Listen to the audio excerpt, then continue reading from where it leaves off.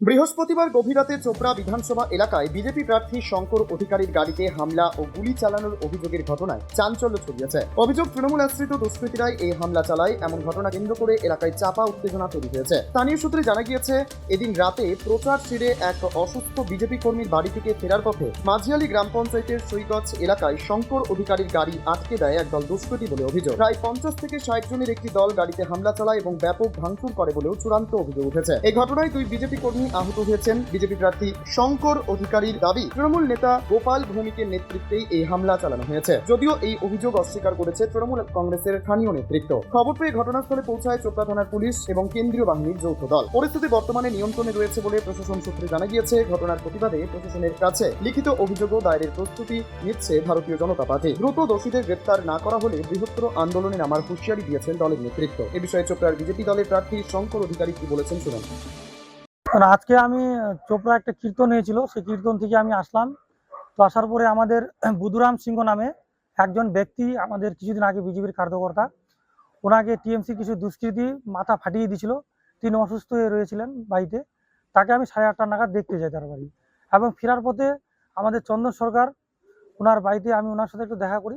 তো ফেরার পথে টিএমসি আশ্রিত কিছু দুষ্কৃতী গোপাল ভৌমিকের নেতৃত্বে আমার গাড়ির সামনে বাইক রেখে দেয় এবং পিছনেও গাড়ি রাখে। এতে কি হয়, আমার গাড়ি জাম হয়। জাম হওয়ার ফলে তারা 50-60 জন মিলে আমার গাড়ির উপরে হামলা চালায়। এই হামলাতে আমার গাড়ি পিছনে আগে সব ভেঙে দিয়েছে তারা। কিন্তু তারা ভাবছে যে এটা করে তারা হয়তো শঙ্কর অধিকারীকে ভাবছে যে ভয় দেখাবে, সেটা যে তারা একবার ভুলে যায়। শঙ্কর অধিকারী কখনো ভয় পায় না, আর শঙ্কর অধিকারী ভয় করে দমানো যাবে না, আর বিজেপিকেও ভয় দেখিয়ে দমিয়ে রাখা যাবে না। তো আমাদের যারা এই সমস্ত করেছে তাদের জন্য আমরা অবশ্যই থানায় দ্বারস্থ হব, প্রশাসনের কাছে আমরা কমপ্লেন করতে যাচ্ছি। হ্যাঁ, এই ঘটনাতে আমাদের 2 জন জখম হয়েছে, আমরা তাদেরও মেডিকেল করাবো। হ্যাঁ, আমাদের ওখানে 5 থেকে 7 রাউন্ড ফায়ারিং হয়েছে। এই ফায়ারিংগুলো কে করছে সেটা আমরা টোটালি দেখতে পাইনি, কিন্তু ফায়ারিং হয়েছে। এটা টিএমসি আজকে দুষ্কৃতীরাই করেছে। আপনাদের গাড়ি, আমাদের গাড়িতে একটাই ভাঙচুর হয়েছে। ওইখানে একটা পিকআপ ছিল, ওটা ওই পিকআপটা আমার না, আমি আমার গাড়িতে ছিলাম, আমার গাড়িটাই ভেঙেছে। চোপড়া দলের সক্রিয় নেতা নিত্য পাল কি বলতে চেয়েছেন শুনবো বিস্তারিত। আমার নাম নিত্যপাল, আমি চোপড়া 2 নম্বর মন্ডলের সভাপতি। কিভাবে দেখছেন আজকের আপনাদের বিধায়কের উপর হামলা?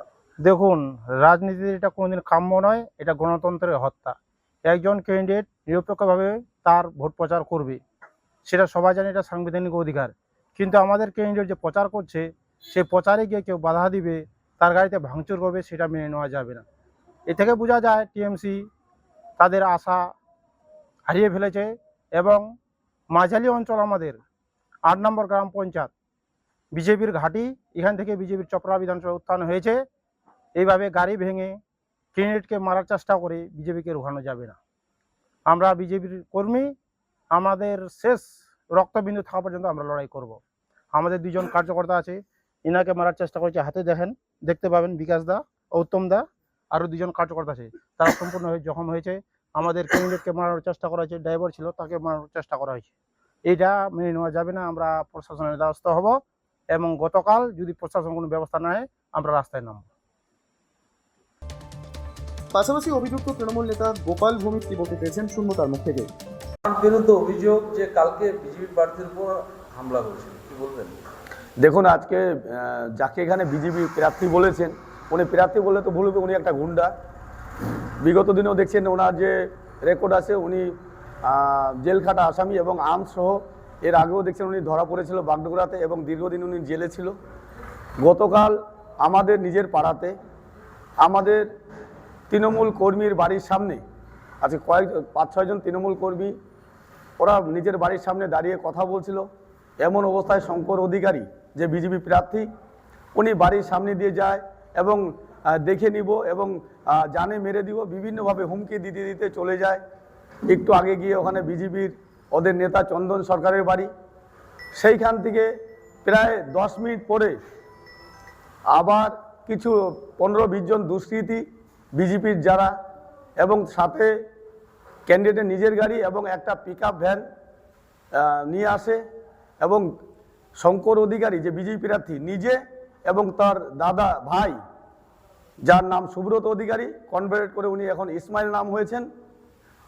দুইজনেই আমাদের কর্মীদের উপর ফায়ারিং করে এবং সেখানে সেন্ট্রাল বাহিনী উপস্থিত ছিল, তাদের সামনেই ফায়ারিং করে। দেখুন, এটা তো বিজেপি প্রার্থী যে আসছেন ওনার সাথে নিয়ে আসছেন, তার সমস্ত প্রুফ আমাদের কাছেও আছে এবং পুলিশ সেটা তদন্ত করছে এবং সিজার করছে এবং সেই গাড়ি থেকে বিভিন্ন ধরনের ফেস্টুন এবং আরও অন্যান্য সামরিক পুলিশ কিন্তু সিজ করেছেন গতকাল, দেখছেন আপনারা। এবং বিশেষ করে আমি বলবো, এই যে বিজেপি প্রার্থী শঙ্কর অধিকারী, এর আগেও দেখছেন বিভিন্নভাবে ধুমকি দিয়েছিল যে দেখে দিবে উনি আমাকে, এবং গতকাল আমি আশঙ্কা করছি আমাকে প্রাণে মারার জন্য উনি এখানে আসছিল। এবং ওনার ভাই এবং উনি যে গুন্ডা, সেটা পুলিশ অন রেকর্ডেও আছে এবং সবাই জানে। কালকে গুলি চলেছে, 3 থেকে 4 রাউন্ড গুলি চলেছে এবং গুলির যে খোল সেটাও পুলিশ উদ্ধার করে নিয়ে গেছে। কে করলো, পুলিশ কে চালালো? গুলি শঙ্কর অধিকারী নিজে চালিয়েছে এবং তার ভাই সুব্রত অধিকারী, কনভার্ট হচ্ছে ইসমাইল, উনিও চালিয়েছে। দুই ভাই ওনারা গুলি চালিয়েছে। তবে নির্বাচনের প্রাক্কালে এই জাতীয় ঘটনা যে কোনোভাবেই কাম্য নয় তা মনে করছেন শান্তিপ্রিয় মানুষ। উত্তর দিনাজপুরের চোপড়ার বিভিন্ন এলাকা ঘুরে বিশেষ প্রতিনিধি রিপোর্ট, টাইমস 14 বাংলা। মুখের উজ্জ্বলতা হারিয়ে গেছে, স্পট পড়ে গেছে, ব্রণ ভর্তি, তাই আর দেরি না করে আজই আসুন রায়গঞ্জের চণ্ডীতলায় হেলথ প্লাস মাল্টি স্পেশালিটি ক্লিনিকে এবং এখানে পান অভিজ্ঞ ডাক্তার দ্বারা ফ্রি স্কিন টেস্ট। আরো বিস্তারিত জানতে যোগাযোগ করুন 9674895169 এই নম্বরে।